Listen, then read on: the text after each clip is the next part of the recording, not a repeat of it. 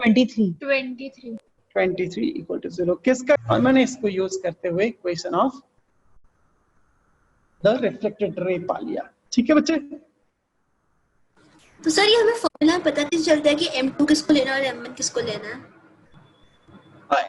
M2 M1 तो केवल नाम है बच्चे, किसी का भी नाम M2 किसी का भी नाम M1 रख दिया जाए, कोई फर्क नहीं पड़ता उससे, है कि सर नहीं? फिर वो चेंज नहीं हो जाएगा अगर हम लेंगे -2 +1 लेंगे तो फिर ना ना ना कोई चेंज नहीं होगा, कोई चेंज नहीं होगा, कोई चेंज नहीं होगा। तुम देखो, तुम अगर ऐसे लिखोगे, अगर तुमने लिखा 3 - 2 divided by 1 plus M1 - M2, तो 1 - 3 × 2 ये लिखा आपने। अगर किसी और आदमी ने 2 - 3 डिवाइडेड बाई 1 - 2 × 3 लिखा, दोनों एक ही तो हैं, दोनों एक ही है यार। ये -2 -1 है, ये 1 है, ये -1 है, ये 1 है, मॉड लोगे तो एक ही तो आएगा, हम मॉड ले रहे हैं। ठीक है सर, है ना, है ना? तो उससे कोई फर्क नहीं पड़ता किसको M1 लेना है किसको M2 लेना है, किसी को भी ले लीजिए, कोई दिक्कत नहीं। So moving to the next question, and अगला क्वेश्चन सब लोग ट्राई करेंगे। मैं इसको डिस्कस नहीं करना चाहता, या डिस्कस करना चाहिए इसको?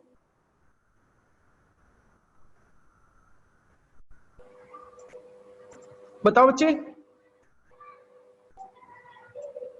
सर कर लो। सर सेकंड क्वेश्चन सर अभी डिस्कस मत करो। हाँ मैं वही, तो आंसर एक बार मुझे अगले क्वेश्चन का बता दो ताकि मैं आंसर मेंशन कर दूं, सो दैट बाकी बच्चे भी इस क्वेश्चन को ट्राई कर सकें। ठीक है, एक बार आंसर मेंशन कर दो if someone has solved it.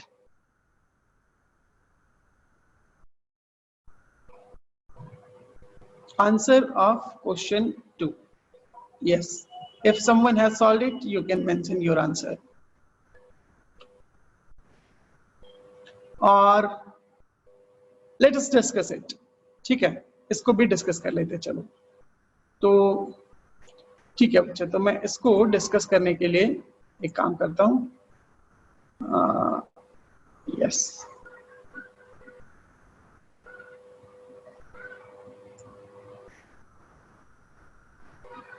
मुझे थोड़ा सा और बड़ा फिगर चाहिए, दिस इज बेटर। चलो भाई, क्वेश्चन नंबर 2 किसका किसका हो गया बताओ तो जरा एक बार मुझे। अच्छा, काफी सारे बच्चों का हो भी गया है, अच्छी बात है।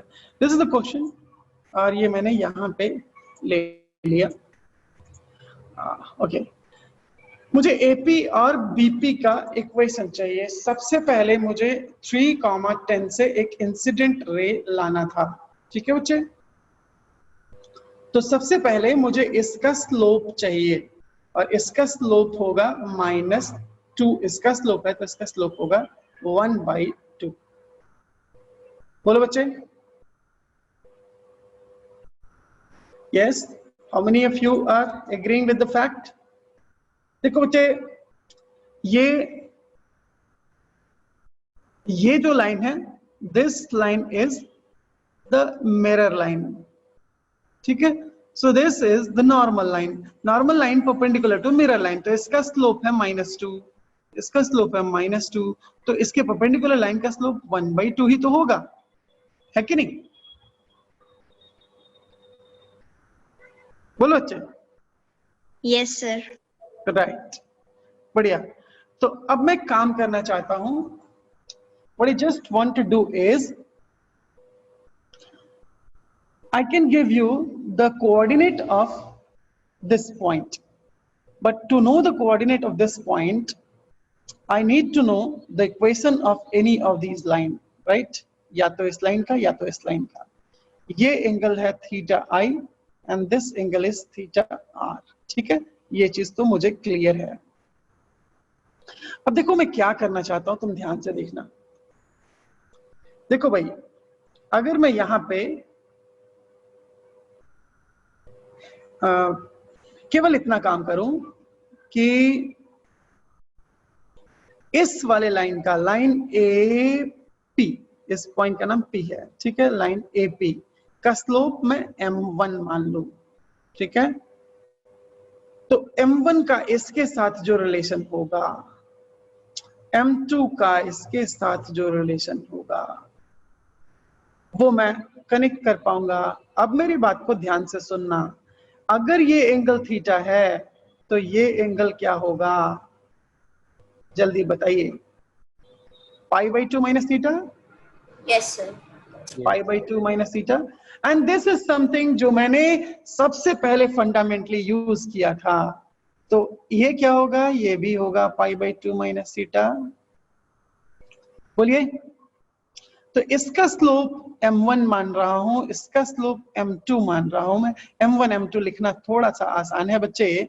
तो मैं कहना चाहता हूं कि tan of π/2 minus theta, tan of π/2 minus theta is equal to the angle between these two lines। क्या आप मुझे angle between these two line का फॉर्मूला लगा के बताएंगे? इसका स्लोप है -2 माइनस इसका स्लोप है m1 divided by 1 plus -2 into m1।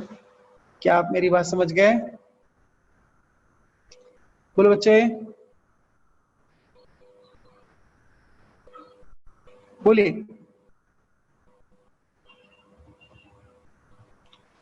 Yes, sir. Yes, sir. Right, okay, fine. तो अब मैं इसी चीज को एक और इक्वेशन के साथ कनेक्ट कर पाऊंगा, और वो क्या होगा, m2 के साथ रिलेशन होगा। m2 के साथ जो रिलेशन होगा वो क्या होगा, ये वाले एंगल के लिए, और वो भी ऐसा ही रिलेशन होगा, -2 minus m2 divided by 1 plus 1 minus 2m2, ये इसका भी मॉड। ठीक है, तो अब आप प्लस माइनस लगा करके इस पूरे इक्वेशन को ओपन कर दीजिए, m1 m2 के बीच में रिलेशन आ जाएगा। चाहे आप तो केवल m के साथ भी रिलेशन ये निकाल सकते थे, मतलब m1 m2 को केवल एक वेरिएबल मान लीजिए, दूसरा वाला अपने आप सम अप हो जाएगा वहां पे। ठीक है, अच्छा, अब जैसे ही मुझे इसका स्लोप मिलेगा, मुझे इस पॉइंट का इक्वेशन, इस लाइन का इक्वेशन मिल जाएगा, बात खत्म हो गई। दूसरे वाले का भी इक्वेशन मिल जाएगा, बात खत्म हो गई। ठीक है, बोलो बच्चे, बताइए तो।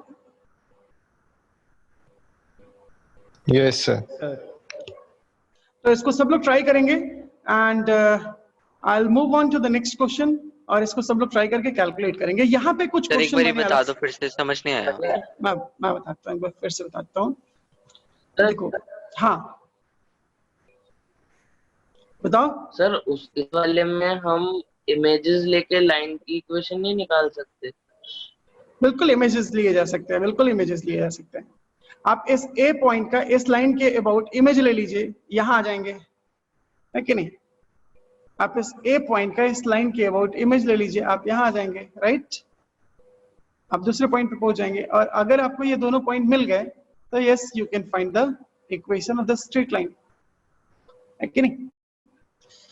तो ए पॉइंट का इस लाइन के अबाउट इमेज लोगे तो मैं यहां आओगे ना, ऐसा यहां आओगे। ठीक है, तो ये काम कर सकते हो, दिस इज द अल्टरनेटिव वे।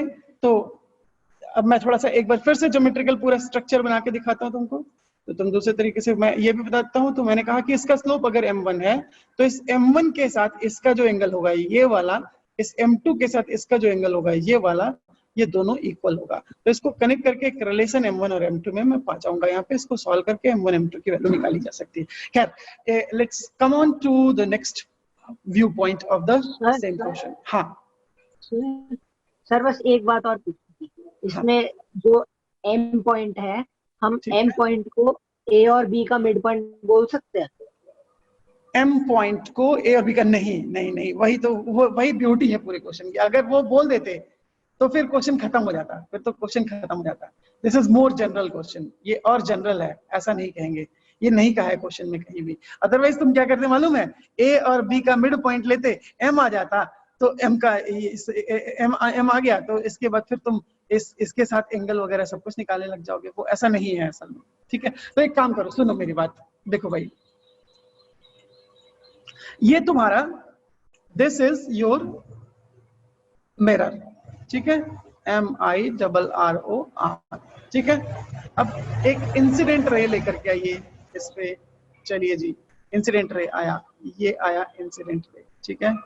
चलिए रिफ्लेक्टेड रे भी ले आइए, रिफ्लेक्टेड रे आइए, ये आया रिफ्लेक्टेड रे, ये चला गया यहाँ से, ठीक है, बढ़िया है, ओके फाइन। सुनिए, अब मैं थोड़ा प्रिसाइज फिगर बनाना चाहता हूँ। इस पॉइंट का कोऑर्डिनेट मैं दे देता हूँ, पॉइंट का कोऑर्डिनेट 3,10, 3,10, ठीक है। इस लाइन का इक्वेशन दिया है, क्या है बताओ? 2x + y + 6, 2x + y + 6 = 0। ध्यान से सुनना, ध्यान से सुनना। अगर आपने इस लाइन के अबाउट इस पॉइंट का इमेज लिया तो आप इस लाइन पे आएंगे या नहीं आएंगे? बताइए। Yes sir. Yes sir. Right, सुनिए जरा, फिर से मैं बोलूंगा, आप दोबारा फिर से ध्यान से सुनिए। इस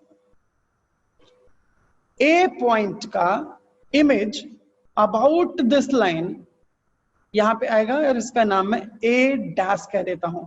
इस लाइन के अबाउट इस पॉइंट का इमेज कैसे निकाला जाता है, आपको फॉर्मूला मैंने बताया हुआ था, use it to get the coordinate of A'। मेरी बात को ध्यान से सुनो बच्चे, A' क्योंकि रिफ्लेक्टेड रे पे है, इस पॉइंट का कोऑर्डिनेट दिया था मैंने, क्या दिया था भाई? 5,6 दिया था मैंने, इस पॉइंट का कोऑर्डिनेट 5,6 दिया था मैंने, और इस पॉइंट का कोऑर्डिनेट तुमको अभी अभी मिला है। Can't you get the equation of this line?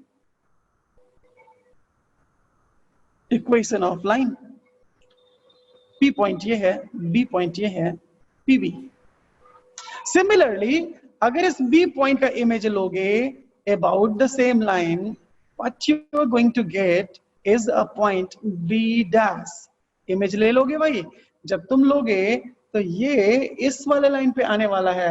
As you got this point B', तुमको A पॉइंट मिला है, 2 पॉइंट फॉर्म लगा के इक्वेशन ऑफ AB' भी निकाल सकते हो।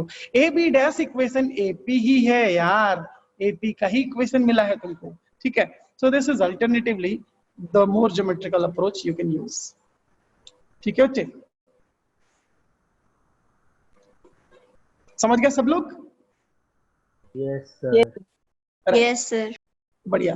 तो यहाँ पे कुछ क्वेश्चंस मैंने और कलेक्ट किए हुए हैं। These are the question asked in JEE advance few year back, मतलब जब सब्जेक्टिव नेचर का पेपर हुआ करता था बच्चे, तो ये क्वेश्चन आया करते थे, और ये क्वेश्चन मैं तुमको देना चाहता हूँ कि तुम ये सारे क्वेश्चन एक बार ट्राई करो, ठीक है। तो एक बार इसका स्क्रीनशॉट सब लोग ले लेंगे and just quickly share the screenshot in our group so that others can also try.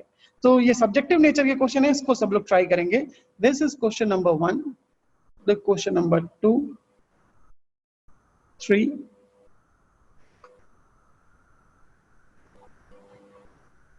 इसको छोड़ दीजिए। दिस इज क्वेश्चन नंबर 5, या इसको भी ले लीजिए। You don't go deeper into the equation parabola, इसका नाम पे मत जाओ, इसको मैं कह देता हूँ कर्व, ठीक है ना। कर्व y² = 4x, ये एक्चुअली एक पैराबोला होता है। पैराबोला क्या है इसकी बात तो बाद में करेंगे हम लोग, लेकिन कॉर्ड, किसी कर्व का कॉर्ड क्या होता है ये अगर मैं तुमको बताऊं, तो कर्व के किसी भी 2 पॉइंट को, एक कर्व ऐसा है, इसके किसी भी 2 पॉइंट को जब ज्वाइन करोगे ना बच्चे, किसी भी 2 पॉइंट को जब ज्वाइन करोगे तो आपको हमेशा उस कर्व का कॉर्ड मिल जाएगा, ठीक है।